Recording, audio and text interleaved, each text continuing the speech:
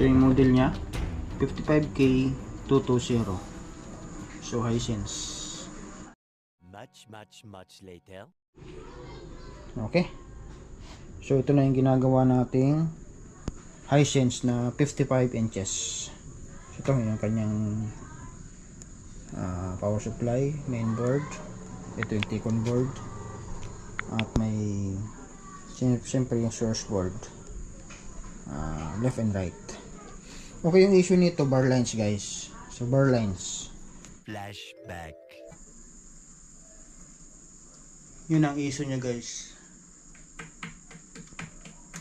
End of flashback. Ayan. So mayroon may display naman pero lumilitaw yung multiple bar lines sa screen. Unang ginawa natin dyan, nag-cut tayo ng or nag-remove tayo ng LC1, LC2. So yan, ano ko na lang pala, picturean ko na lang at i-focus na lang natin dyan sa screen. Okay, dyan sa bandang baba ng level shifter, bandang kanan. Ayan.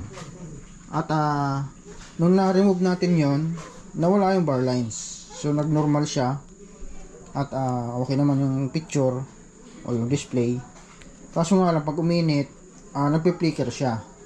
Gagawin natin, i-modify natin na dapat magkaroon ng supply yung LC1 at LC2 dito sa left at yung right channel ng ating LCD. So ang ginawa natin dyan, ni-remove natin yung resistor na para sa LC1 at LC2. So yung may wire na yan na yung papunta doon sa LCD. Ayan. So pinag-connect natin yung LC1 at LC2, tapos nag-connect tayo ng wire na ito, punta yan doon sa back converter natin. Yan. Ganon din yung kabila, papunta rin yan dito. So ito na, nagsama na, ipaparallel natin dito. Tapos i-connect natin yan dito sa output nitong back converter. Yan. Tapos yung input galing doon sa input din ng T-con board. So 12 volts. So yung out niyan, magbabase pa tayo kung saan mawawala yung flickering na yan. Ayan. So mamaya iti-testing natin. So ito, dahil na-irritate yung LCD natin, dahil may issue na nga yung LC1 and LC2 nitong panel. So supply na lang natin ng 6 na supply. So hindi na siya nasa-swapping o hindi na siya babago-bago na voltahe. So yung sinasabing add tsaka even voltage. So supply natin yun ng fix. Mag-select tayo dito mamaya. I-adjust natin yung trimmer na yan. Kung ano yung voltahe na pupwede na, hindi na magpo-flirt yung screen natin. Okay? So yan na, naka-set up na yan. Set up na lang natin dito. Yan. Mayroon pang ibang paraan kung paano mawala yung flickering na yan sa ganitong issue o sa ganitong model, ganitong brand o kahit man tibant yun. Isa lang to sa pangalawang paraan ko kung paano isolve yung kanyang flickering issue na yan. Ayan. So kung hindi sa uubra sa ganitong modify, so ibang ibang option na naman yung ating gagawin. Okay? So pa-plug in natin ulit, tapos pag lumabas na yung flickering, saka natin itatap ito. Tapos mag-adjust tayo ng voltahe.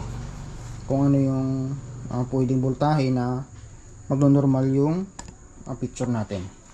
So ito, ginamitan lang natin ng alligator clip. Yung wire na galing LC1, LC2, yung pula puti na yan.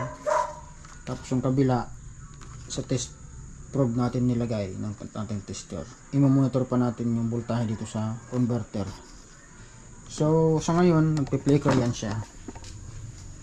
Yan, flickering guys, oh. Yan. Tapos 2 volts yan, 2 volts yung ating out dito sa converter or sa back converter natin. So try natin ngayon. Yun, napansin nyo, mayroon tayong 8.6 volts. So galing yan dun sa LCD guys. Kasi nga nag-ano tayo dyan, nag-connect tayo ng galing sa LC1, LC2. So yan, kumbaga ano yan, tagas na lang yung voltahe na yan. So salubungin natin yan ang voltahe galing dito sa may converter. Yan. So 2 volts yan, voltage nga natin. Tanggalin ko muna. Yan, 2 volts. So salubungin natin yan. Kukunik natin itong alligator muna. Yan, nakakonect na. Okay, try natin. So, grabe talaga yung aso na to. Gabing-gabi na nga. Ang ingay pa. So, try natin. Ayun, 2 volts pa rin. Oh. So, try natin ngayon kung nag... Oh, ayun. Ayun, oh, tumino. Nawala yung plug. Yan, tanggalin ko. Tinanggal ko. Yan, bumabalik. Yan. I-connect natin ulit. Yan, 2 volts pa rin siya. Ayun. Tumino. Yan. Okay, so pwede na pala yung 2 volts. Yan. So pwede pa naman sana natin i-adjust yan, pero yan, umubra naman na sa 2 volts. Pero try na rin natin iangat. Oh, kahit 4 volts na lang pala. Yan, 4 volts. Balik natin sa alligator. Ayan. Okay. Inject natin ulit. Ayan, 4 volts. Oh. Try natin. Ayun, parang mas okay yan guys. Oh. Ayun, wala na. Wala rin siyang perk. Okay, so yan na yan. Okay, so ipipix ko na lang guys. Tapos obserbahan pa rin natin. Ayan. Plug out muna natin.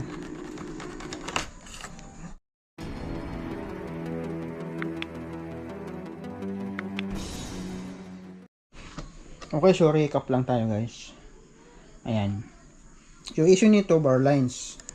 So, multiple bar lines na may display na bahagya. Kumbaga natatakpan yung display ng bar lines. So, ngayon, nag-cut tayo ng LC1 at LC2 o tinanggal natin yung jumper na nandyan, left and right.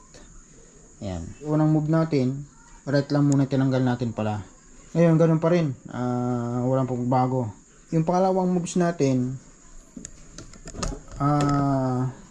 kinat natin yung right channel. So nagnormal pala yung picture, nagnormal. Kaya lang hindi siya tumagal o pag umiinit nagpo-flirk. Yun ang side effect niya, nagpo-flirk siya. Pangatlong moves natin, minodify na lang natin. Kaya sinuplayan natin ng 4 volts yung LC1 and LC2. Pinag-jump natin yung LC1, LC2 magkabilaan. Tapos yan, sinuplayan natin galing din sa converter o sa back converter. 4 volts yung ating sinupply. Yan tayo kumuha ng supply sa input ng T-con board. At yan na yung resulta niya guys. And hindi na siya nagpo-flirk. At sana naman hindi na mag-flirk kasi gabi na. So, obserbahan pa rin natin ito bukas. Okay, so na-fix na natin guys. Oh. Ayan, naka-plaster na rin yung mga plastic na to. Ayun, obserbahan pa rin natin. Okay. So, yan. Power on. Ayun, nag-on na siya. Ayun, nagka-on na. Nag-on na rin yung converter.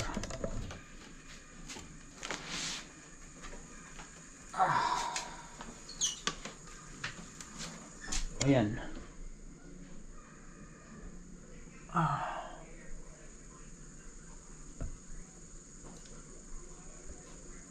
So yun, okay ba guys? Makinis. Makinis yung kanyang display.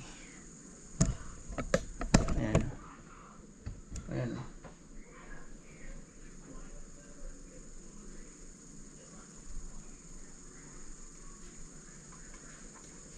Okay, so ibawawad na lang natin to obserbahan natin. Yan, sana naman normal na yan. Okay? The next day.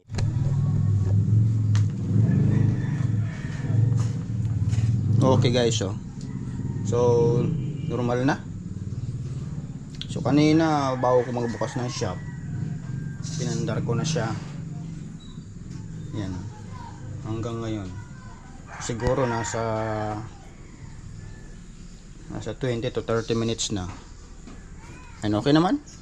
Yan. Okay, so takpan ko na lang to guys at yan, pwede na yan.